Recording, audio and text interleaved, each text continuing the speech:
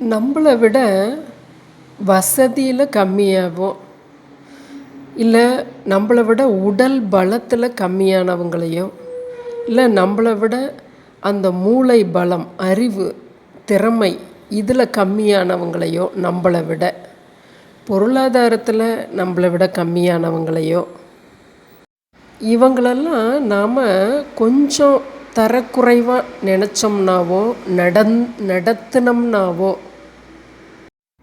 அதாவது இப்போ நம்மக்கிட்ட ஒரு காசு படைச்சவன் நம்ம கேட்குறவன் வந்து ஒரு 1,00,000 கேட்குறான் நம்மக்கிட்ட. அப்போ நாம் வந்து இல்லைன்னா இல்லைன்னு சொல்லிட்டு போயிடலாம்.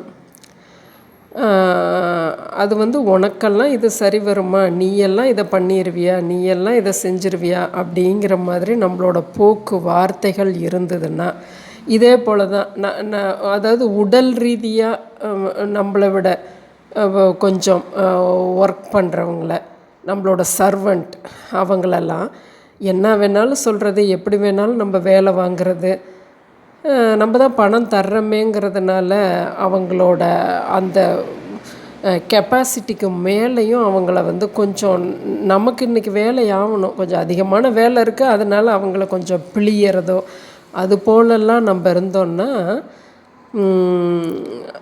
அதாவது மறைமுகமாக நாம் நிறைய விஷயங்களில் பாதிக்கப்படுவோம்.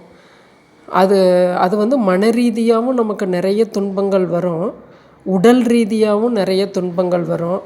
அதுபோல் நம்மளோட வருமானத்துலேயும் தடைகள் இருந்துக்கிட்டே இருக்கும். வீட்டுக்குள்ளேயுமே ஒரு அந்யோன்யம் இல்லாத ஒரு பதஷ்டமான சூழ்நிலை இருக்கும். அப்போ என்ன, நம்மளை விட எல்லா விஷயத்துலையும் யார் ஒரு ஸ்டெப்பு கீழே எளிமையாக இருக்காங்களோ அவங்கள நாம் மனதளவில் புண்படுத்தினா கூட நமக்கு அது புள்ளி மாறாமல் வருது அப்படின்னு நம்ம இதுவரையில் இருந்தால் கூட இப்போ நம்ம தெரிஞ்சுக்கிறோம். ஏன்னா நம்மளோட ஆக்டிவிட்டீஸ் எல்லாமே இந்த பிரபஞ்சத்தில் கணக்கெடுக்கப்படுது.